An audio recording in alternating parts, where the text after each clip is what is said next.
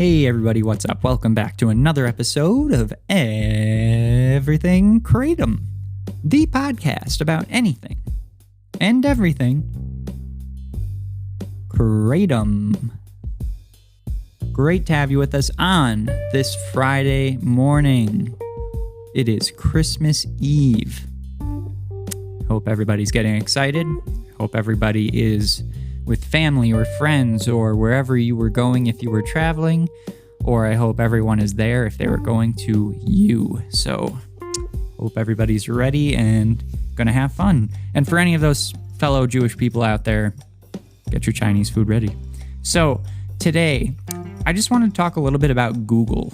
And again, I know there's lots of controversy and politics around Google, censorship, yada yada, information, misinformation, all that stuff.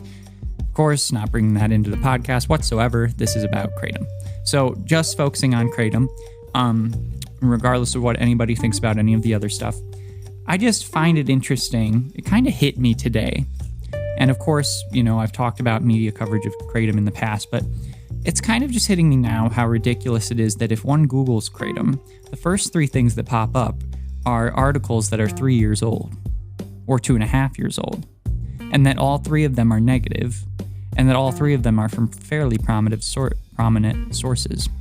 The source is drugabuse.gov, mayoclinic.org, and webmd.com. And those three first search results, the first one from drugabuse.gov, National Institute on Drug Abuse, so it's NIDA, the article was published April 8th, 2019. So that's 2.5 years old, right?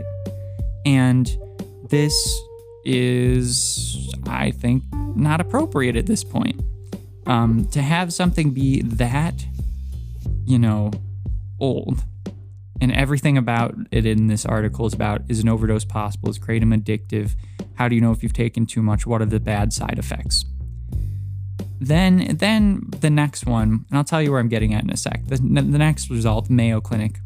This one's from February 20th, 2019. So that's almost 3 full years old now, right? A 3-year-old article being the second search result. It says, Kratom, unsafe and ineffective. That's the title.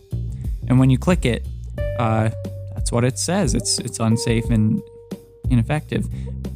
And with the third search result, which is WebMD, the first 2 sentences of this, when you go to its profile page, is Kratom is a tree native to Southeast Asia. The leaves contain a chemical called mitragynine, which works like opioids, such as morphine.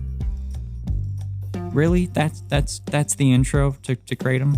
You could also say that it kind of acts like coffee, which is what whoever the person who wrote this article probably drank before they wrote it. You could say that too.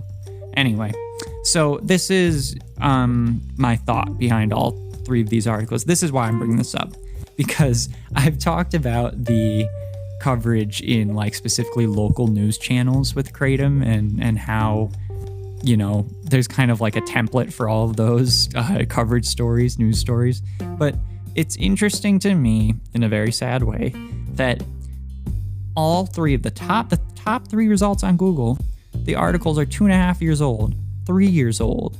They all have a negative slant toward Kratom. And these are organizations that are supposed to hold a lot of clout. And this is the kicker of it all, why I'm talking about it today. The World Health Organization meeting was a convening of top scientists from around the world who look at exactly what these sites talk about. And these are the top minds around the world, top scientists. They're on the World Health Organization, ECDD board. They said Kratom is safe and effective, or at the very least, they said there's nothing there to make us think that it's not, right? That was their takeaway, right? Let's play it. Let's be cautious and say they didn't promote it, but they said there's nothing here that says that this is a dangerous thing, and don't bother us with it because it's just taking up our time. That's pretty much what they're saying. Like, we're not going to do a critical review of this. You couldn't present information and evidence that would make us think there's something bad here. So that was their takeaway. Wouldn't you think that these 3 organizations, and also Google, mind you, would make it so that when you search Google for Kratom and these articles, when you look at these articles, that they have an updated, set of information that shows and reflects that recent decision. Because these articles now go against the top panel of scientists looking into drug dependence and addiction around the world. And isn't that weird? Like, I don't know why, but it's just kind of hitting me today, like, when are they going to change that?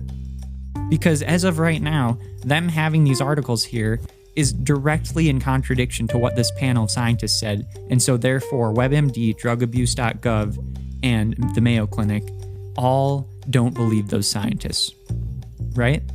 That's what it says. That's what it means to me. And I don't think that's okay, because that's not okay. How is that okay? And where else do you see this, where else is this the case? Like, if they suddenly found out that, like when they found out that Raid or Roundup, the stuff that people use to kill like insects and weeds in their front lawn, cause cancer, everybody, if you looked Raid up or Roundup up the next day, some of the first articles said, oh, it's been found that this can cause cancer, right? But like, this decision about Kratom has been out there for 2 weeks now, and you're still going to Google, which is the number one used search engine around the world, pretty much, at least in the US it is, and all you can find are 3-year-old, 2.5-year-old articles saying that it's unsafe and ineffective. So there's just something off about that, in my opinion. But, being that it's Christmas Eve, I want to end this on a positive note. So looking forward, I think things are going to change. I think that the episode that we just did about the Bloomberg article kind of shows that, because wherever the money is, that's where the change happens. And I think that people are going to start pushing the real science on this and moving the needle as time goes on. So I am optimistic at the end of it all, but I just find it, silly, I guess would be one way of describing it. Anyway, I've been having a great Christmas Eve. I don't know about all of you, but I've been enjoying my red, whites, and greens today. It's been a very varied morning. And Christmas Eve, I don't hold back. Like Christmas Day, I guess, you kind of got to be on top of it for some things. You're around family or friends or whatever. I'm kind of new to this because I, married into a family that, does things on Christmas, and I'm coming from a family that does not. So it's all new to me. So, tomorrow I'm gonna be, I'll be good. But today, I don't know. I was just like, it's the preparation day, right? Everyone's making their cookies or baking or, wrapping their final presents and freaking out. And I'm sitting there with my nice, I'm taking my red variety in the morning. Like, I do not give a what. Like, I'm going to be chilling on the couch and just watching everyone else fret over everything. And maybe this is making me seem like a bad person. I have no defense, everybody. I have no defense. It's who I am. If this is my one downfall, so be it. I take a red variety in the morning on Christmas Eve. Have at it. Have at me. But no, it's been really great because I don't usually do reds in the morning, but taking a red this morning has been helpful because I do, I'm watching people, run around very quickly and getting things done last minute, and it's too much for me.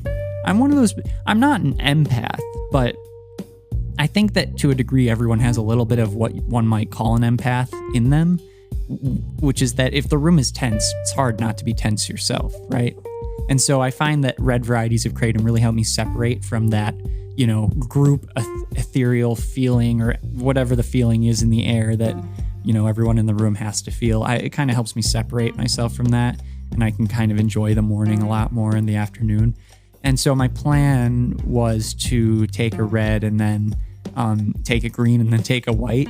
And so that's what I've been doing. I took a red early this morning just for fun, just to see what it would be like. And it's worked because thankfully I got enough sleep where, I had enough energy where I could take the red and it didn't, put me back down to sleep again at 8 in the morning, or 7 in the morning rather.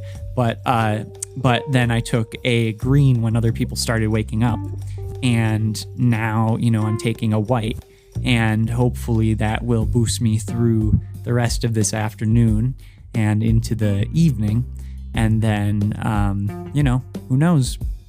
Whatever happens, happens. It's the holidays, so that's good fun. I hope that everybody's having a really great time out there, and would love to hear from you if you have any messages. Again, that link is in the description of this podcast and this episode.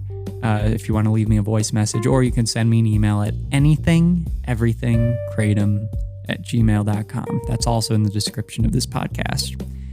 So with that, I want to bid you all a very Merry Christmas, and I hope you are all very happy, doing well, and feeling extremely victorious. I feel like the World Health Organization gave us all a holiday present or New Year's present. We're starting off 2022 next week, or maybe a couple weeks from now. I don't know. We're like 7 days away.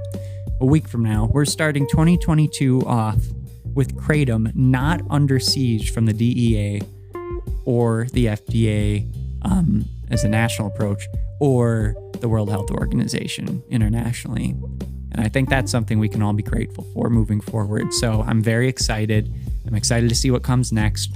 We'll focus on those state-by-state battles, but we can do it one at a time. And have a great holiday, everybody. Have a great weekend, and we'll be back Monday. All right, take it easy. Bye-bye.